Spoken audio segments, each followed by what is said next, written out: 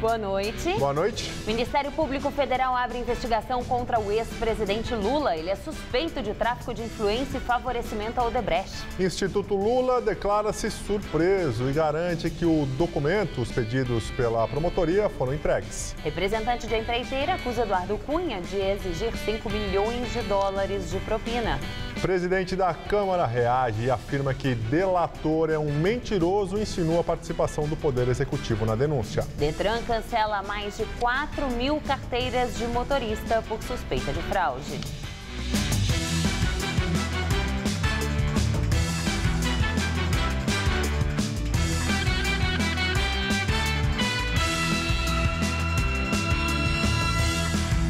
Nesta semana, a apreensão de 3 carros de luxo na casa do senador Fernando Collor, do PTB, em Brasília, ganhou notoriedade. Nesses casos, os bens costumam ir rapidamente a leilão. E para evitar perdê-los, o proprietário precisa comprovar a licitude do dinheiro envolvido na compra o quanto antes. Quase 5 milhões de reais em carros de luxo.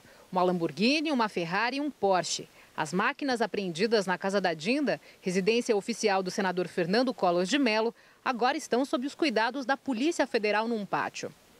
Foram apreendidos porque muito provavelmente foram adquiridos, comprados com dinheiro produto do crime. O presidente da Comissão de Direito Viário da OAB São Paulo explica que a Justiça já decidiu leiloar outros carrões apreendidos pela Operação Lava Jato, porque veículos são perecíveis e perdem o valor de mercado com o tempo. Se o senador comprovar que os carros não são fruto de corrupção, ao final do processo, poderá até ser indenizado. Ele pode não só receber o carro de volta,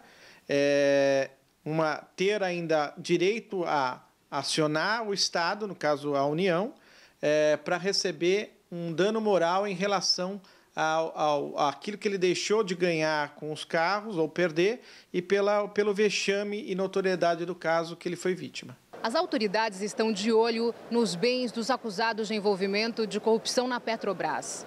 Na mira, além dos carrões, também estão quadros, dinheiro vivo, joias, lanchas e até aeronaves. A ideia é ressarcir os cofres públicos. Mas, em geral, a apreensão de bens não se limita apenas a luxo e ostentação, não. Também a apreensão de objetos que são ou prova de um crime ou simplesmente objeto de denúncia. Houve o caso do bazar e do leilão do mega traficante Juan Carlos Ramírez Abadia.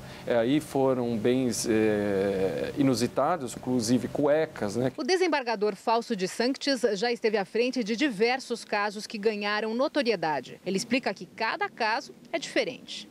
As convenções internacionais hoje, que dizem respeito, que versam sobre o crime organizado, corrupção, lavagem de dinheiro, eles todas recomendam os países a não devolverem os bens apreendidos, a não ser que exista prova inequívoca de licitude na aquisição desse bem.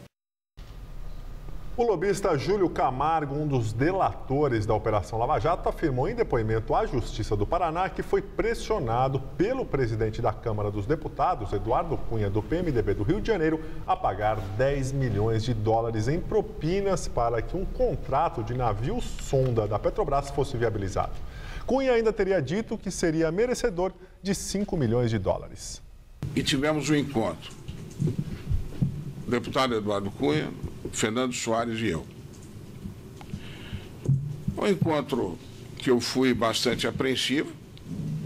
O deputado Eduardo Cunha é conhecido como uma pessoa agressiva, mas confesso que comigo foi extremamente amistoso, dizendo que ele não tinha nada pessoal contra mim, mas que havia um débito meu com o Fernando, do qual ele era merecedor de 5 milhões de dólares. Quer dizer, foi a complementação daqueles 10 milhões de dólares que eu digo que eu tive que pagar. Eduardo Cunha rebateu as acusações e insinuou que o Poder Executivo e o Procurador-Geral da República, Rodrigo Janot, podem estar por trás das denúncias. O delator foi obrigado a mentir. E eu acho muito estranho ser na véspera do pronunciamento que eu estou citando e uma semana em que a parte do Poder Executivo envolvido no cumprimento dos mandatos judiciais tem agido com aquela fanfarronice toda. Ou seja, há um objetivo claro de constranger o Poder Legislativo e que pode ter o Poder Executivo por trás, em articulação com o Procurador-Geral da República, que foi muito estranho o que fizeram essa semana. Não discuto o mérito do cumprimento dos mandatos, o mérito dos mandatos. Eu discuto que a decisão foi feita a fazer com discrição e fizeram questão de fazer um estardalhaço. CPI da Petrobras na Câmara dos Deputados ouve o ministro da Controladoria Geral da União, Valdir Simão. Ele falou sobre as negociações para acordos de leniência com empresas investigadas na Operação Lava Jato. No acordo de leniência, uma empresa ou pessoa física envolvida em ilegalidade denuncia o esquema e se compromete a auxiliar na sua investigação. Em troca, pode obter redução de pena e isenção do pagamento de multa.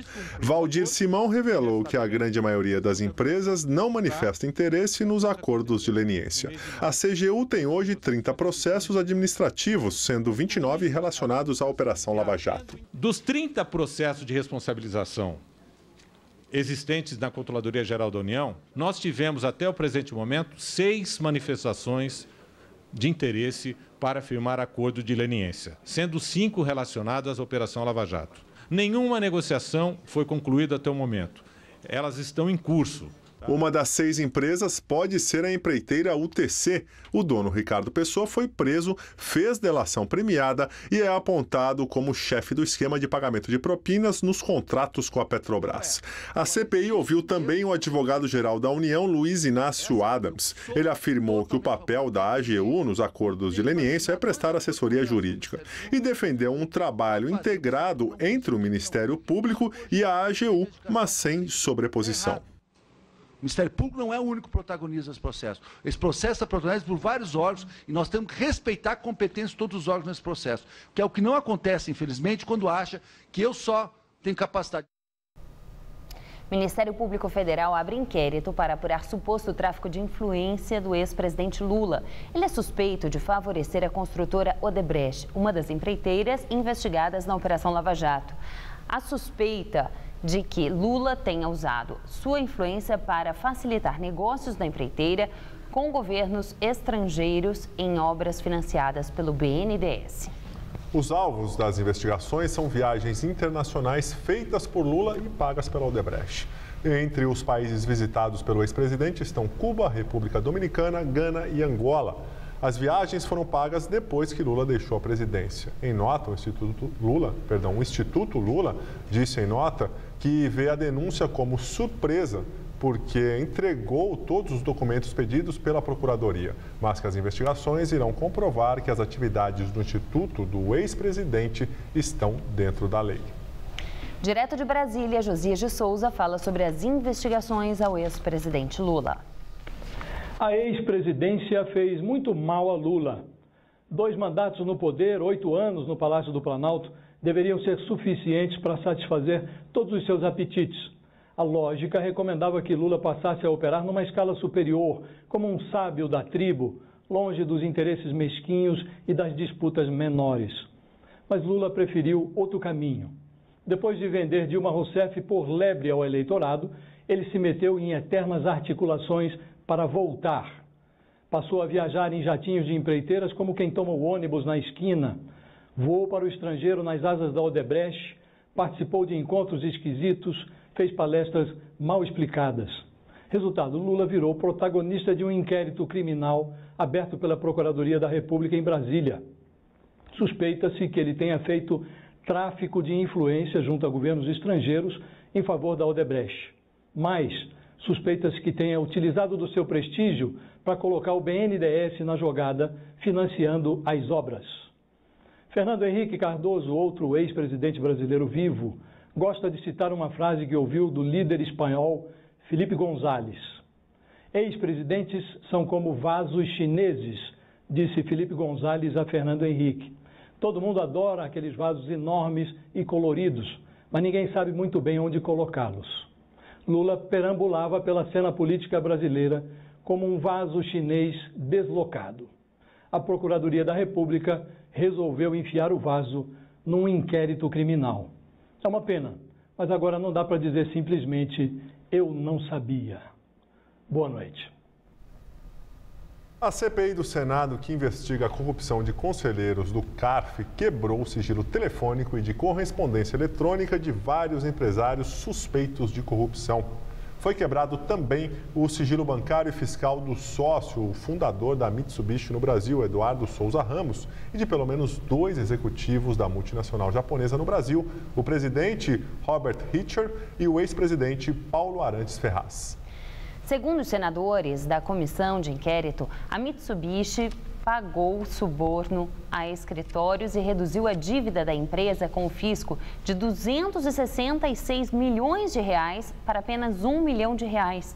A Polícia Federal também investiga casos de corrupção de conselheiros do CARF e tem indícios que envolvem mais de 70 empresas em crimes semelhantes.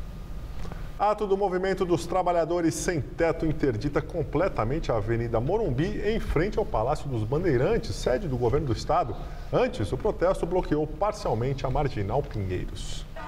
O protesto reuniu 12 mil pessoas, segundo os manifestantes. A PM não fez a contagem do ato.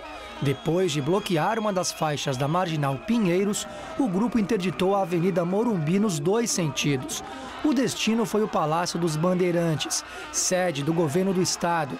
A liderança foi recebida pelo chefe da Casa Civil, Edson Aparecido, e por representantes da CETESB e da Secretaria da Habitação.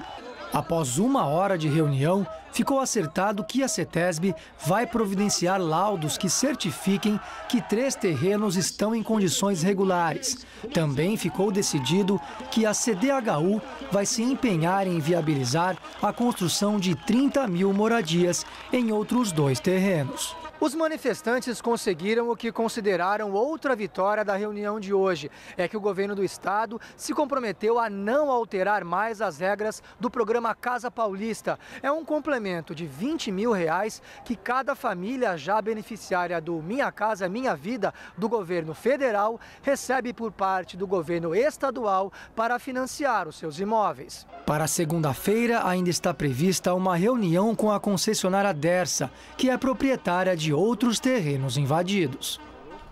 Tribunal de Justiça de São Paulo decide manter a autorização de funcionamento do aplicativo Uber, que conecta passageiros a motoristas particulares aqui em São Paulo. O sindicato e as associações de taxistas reclamam que o aplicativo Uber fornece serviços de modo clandestino e ilegal, o que promove concorrência desleal. A decisão judicial defende que não é possível identificar com clareza possíveis riscos de dano irreparável ou de difícil reparação com a utilização do aplicativo. Apesar do uso estar liberado, os motoristas do Uber podem ter os carros multados, com base nas leis que regulamentam o transporte de passageiros. Em nota, a Cinetax e a Adetax afirmaram que a decisão é provisória e que ainda não houve um julgamento definitivo. Também em nota, a Uber afirmou que a Justiça priorizou a inovação e a liberdade de escolha dos brasileiros. O Detran, Departamento Estadual de Trânsito de São Paulo, descobriu um esquema de fraudes na emissão da carteira de habilitação. Foram encontradas irregularidades na emissão do documento do jogador Malcom, do Corinthians. Malcom conseguiu tirar a CNH apenas 20 dias depois de completar 18 anos. O processo costuma levar cerca de 3 meses. Ao levantar as informações do sistema, o Detran identificou uma série de irregularidades. Ele, há um período atrás, deu um depoimento, chegando lá ao centro de treinamento do Corinthians, que ele tinha acabado de conseguir a carteira de motorista, que ele estava sem a carteira, inclusive, que ele tinha tido uma autorização do Detran, mas que já iria receber a carteira. Ao investigar o caso, o órgão identificou um esquema para a compra de CNH que teria beneficiado cerca de 4.900 pessoas em cidades do interior do estado. Nós temos feito um trabalho sistemático e mensal com todas as informações de todas as Ciretrans do estado, sabendo quantas carteiras são emitidas em cada um dos códigos, e em cima disso nós descobrimos aí um aumento muito grande em algumas cidades. Os envolvidos no esquema tiveram as habilitações suspensas e poderão responder por falsidade ideológica e fraude.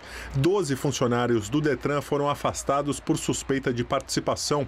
A compra da carteira chegava a custar até R$6 mil, segundo a investigação do Detran, e o esquema teria movimentado R$10 milhões. O jogador Malcolm nega ter comprado a CNH. E a crise chegou também ao comércio popular. Só na região da 25 de março, as vendas tiveram queda de 30%. Dona Guacira é de Santos e vem sempre às lojas do Bom Retiro checar as novidades. Mas hoje ela teve uma surpresa. Eu já passei em 2 lojas que eu costumo ir, tá fechada. São vários fatores que estão afetando o comércio. Custo de energia mais alto, aumento dos juros e da taxa de câmbio, o que reflete no preço de produtos importados, e as vendas estão em baixa. A loja espremida entre os 2 imóveis que estão vazios também não está numa situação fácil. Já mandou a gente embora aí? Já 2 pessoas. Não está conseguindo sobreviver com muitos funcionários. Mas o comerciante está tentando ver uma luz no fim do túnel e focando em se segurar neste momento turbulento. É controlar muito bem os seus custos, trabalhar enxuto, comprar melhor, produzir melhor, produzir produtos mais vendáveis, né? Aqui na 25 de março, por exemplo, há estimativas de que as vendas já caíram 30% na comparação com o mesmo período do ano passado. A Marileide é gerente de uma loja de roupas que precisa vender mais de R$3 mil por dia para cobrir pelo menos o aluguel. E agora, quando um dia é bom, só R$ 1.500 entram no caixa. A gente fica com medo, porque cada vez é mais fraco o movimento. Aí a gente está naquela. Mês que vem vai estar aberto, aí a gente fica nessa. O comércio é o setor que mais emprega no estado de São Paulo, segundo a FEComércio. Mas só nesse ano, nos últimos 5 meses, mais de 20 mil postos de trabalho foram cortados na região metropolitana de São Paulo. Na Rua Voluntários da Pátria, na Zona Norte, mais de 7 imóveis estão fechados em um único quarteirão. O setor de serviços registrou o menor crescimento para o mês de maio desde 2012. Segundo o IBGE, o avanço foi de 1,1% em relação ao mesmo mês de 2014. E segundo dados da Fiesp, a indústria de São Paulo demitiu 27.500 pessoas em junho, o pior resultado para um mês dos últimos 10 anos. No ano, já foram 62.500 trabalhadores dispensados, o pior resultado desde 2005. Nossa comentarista de economia, Denise Campos de Toledo, analisa esses números do emprego. Os números do emprego na indústria, que já são ruins, tendem a piorar no embalo de uma atividade muito fraca. Movimento que atinge outros setores, mas na indústria pode ser dramático. A maior parte das empresas, mesmo com os ajustes já feitos, opera com ociosidade. Estão produzindo menos do que a capacidade instalada. A produção teria de reagir com consistência para uma retomada das contratações. Mas, por enquanto, as projeções para a economia como um todo ainda estão ficando mais negativas. Ganha força a expectativa de uma retração de 2% ou até mais. O próprio desemprego reforça esse ciclo negativo, na medida em que reduz mais o consumo, pegando os vários ramos de atividade. E ainda tem a inflação, os juros em alta, a falta de confiança. A indústria paulista prevê que os cortes possam chegar a 150 mil vagas até o final do ano. O ritmo de demissões está aumentando. Em junho, de 22 setores pesquisados, só um contratou. O setor de veículos continua com os piores números, seguido pelo de máquinas e equipamentos, muito afetado pela queda dos investimentos da própria indústria. Só este segmento registra, desde o começo do ano, cerca de 25 mil demissões no país todo. São números péssimos que diminuem a confiança quanto a uma reação da economia daqui para 2016. A previsão é de uma queda da produção industrial este ano da ordem de uns 5%. Muito ruim. A brecha para a retomada viria mais de uma expansão das vendas externas, o que esbarra na questão da competitividade. Os custos de produção no Brasil continuam muito altos. O dólar mais elevado é dos poucos fatores de estímulo. E ainda tem as adversidades no setor externo, com as dificuldades de retomada da Europa, desaceleração do crescimento da China e de outros países emergentes, a crise na Argentina, o esforço de um maior intercâmbio com países como os Estados Unidos, onde a presidente Dilma esteve teve recentemente é uma tentativa de atrair mais investimentos e também de abertura de mercado para a produção nacional. Mas tudo ainda muito sem vigor. A previsão para 2015, aliás, é de queda das exportações brasileiras. A balança deve ter saldo positivo apenas porque as importações devem cair ainda mais diante da fraqueza do mercado consumidor doméstico. Eu volto na segunda. Até lá. Hoje foi mais um dia de tempo firme, seco e quente aqui na capital paulista. Mas agora à noite a temperatura caiu, os termômetros marcam 17 graus. E para os próximos dias, a expectativa é de que as temperaturas caiam mais um pouco, mas não deve fazer muito frio não. Mariana Armentano traz os detalhes da previsão para esta sexta-feira.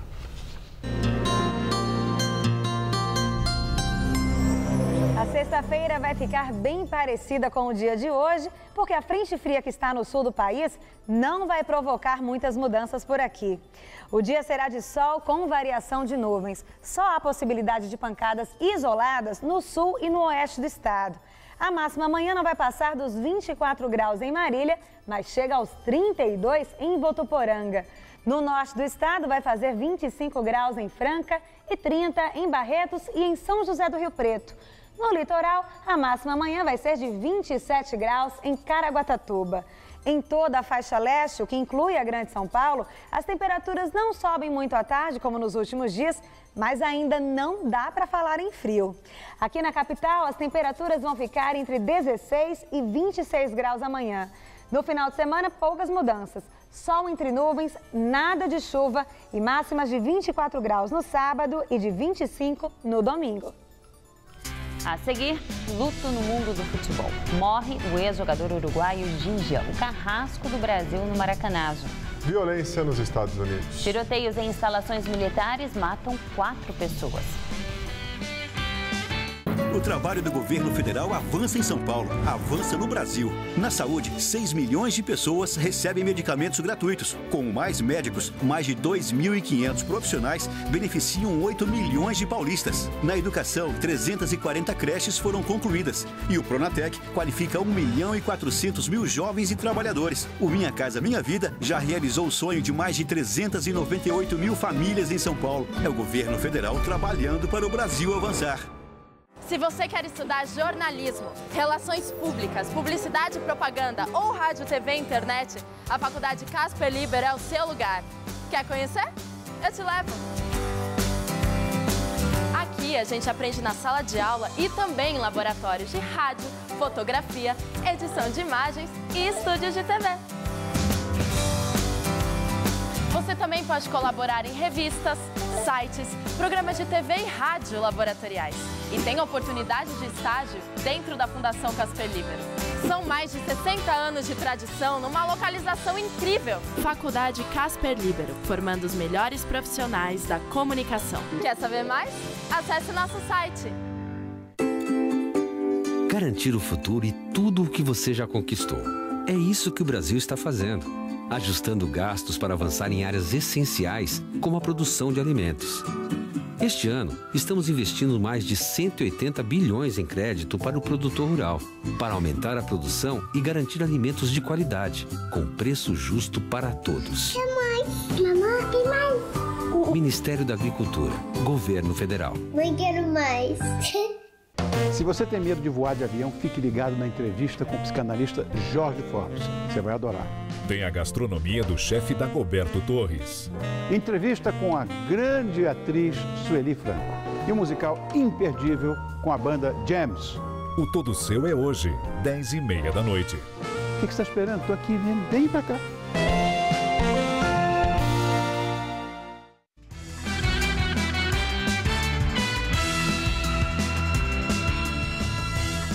Após a aprovação do parlamento grego, Europa libera pacote de ajuda ao país. Os bancos vão reabrir na próxima segunda-feira. Com a aprovação em Atenas, os ministros das finanças da zona do euro decidiram liberar 7 bilhões de euros em empréstimo. Este valor vai permitir que a Grécia evite um calote no pagamento ao Banco Central Europeu, que vence na segunda-feira. Em comunicado, os ministros concordaram em iniciar as conversas com a Grécia sobre um novo resgate de 3 anos e também pediram que Atenas aprove um segundo conjunto de reformas dentro de uma semana. O presidente do Banco Central Europeu, Mário Draghi, afirmou que as coisas mudaram agora e anunciou que a instituição vai aumentar o financiamento em 900 milhões de euros, dentro do programa de assistência de liquidez emergencial. O governo grego anunciou que os bancos vão reabrir na próxima segunda-feira, mas ainda com restrições aos saques. Uma notícia triste para o mundo do futebol. Morreu hoje o uruguaio Alcides Edgardo Gigia. Aos 88 anos, ele não resistiu a uma parada cardíaca poucas horas após ter sido internado com dores no peito em um hospital de Montevidéu. Conhecido como o Carrasco do Brasil na Copa de 50, Gigia foi responsável pelo gol que virou o placar da partida e deu o título mundial ao Uruguai no Maracanã. O episódio, que ficou conhecido como Maracanazo, completa 65 anos hoje. Em nota, a CBF afirma que o futebol do mundo inteiro chora a partida do ex-jogador. Tiroteio em 2 instalações militares dos Estados Unidos mata 4 fuzileiros navais. O atirador também morreu. Os tiros foram disparados primeiro em um centro de recrutamento militar e depois numa base da Marinha, distantes 10 quilômetros um do outro, na cidade de Chattanooga, no estado do Tennessee. Toda a ação teria durado meia hora. Testemunhas relatam que o atirador tinha várias armas e teria disparado de dentro de um carro. O suspeito foi identificado como Mahmoud Yusuf Abdulaziz, de 24 anos. Agentes do FBI investigam o caso junto com a polícia e o exército. Eles disseram que ainda não sabem se foi um ato de terrorismo ou crime comum. Câmara dos Deputados do Japão aprova mudanças na Constituição e provoca manifestações nas ruas de Tóquio. Os projetos do primeiro-ministro Shinzo Abe derrubam uma proibição de autodefesa coletiva ou participação em ação militar para defender um país amigo como os Estados Unidos. Se passar também pelo Senado, a legislação vai permitir o envio de soldados para lutar no exterior pela primeira vez desde a Segunda Guerra Mundial. Shinzo Abe afirma que uma posição mais ousada na área de segurança é absolutamente necessária para proteger a vida dos japoneses e impedir a guerra. Uma multidão protestou diante do parlamento. Estudantes passaram a noite cantando e segurando cartazes com dizeres como "não à guerra, não à matança". Uma cena na Alemanha chamou a atenção hoje. Uma jovem palestina chorou após ouvir uma resposta durante um evento da chanceler alemã Angela Merkel. Merkel participava de um evento em uma escola em Rostock que tinha como objetivo conhecer os problemas dos cidadãos da região. Uma estudante palestina contou ao público as dificuldades enfrentadas por sua família, que chegou ao país após fugir do Líbano. Eles estão na Alemanha de forma irregular há 4 anos e correm o risco de serem deportados. Merkel reconheceu que houve lentidão no processo, mas afirmou que abrir a porta aos palestinos que vivem nos campos de refugiados traria milhares de pessoas à Alemanha. Ao ouvir a resposta, a adolescente chorou. Diante do fato, a premier deixou o palco e consolou a jovem. A edição das 10 do Jornal da Gazeta termina aqui. Boa noite. Fica agora com o Ronivon no Todo Seu. Uma ótima noite para você e até amanhã.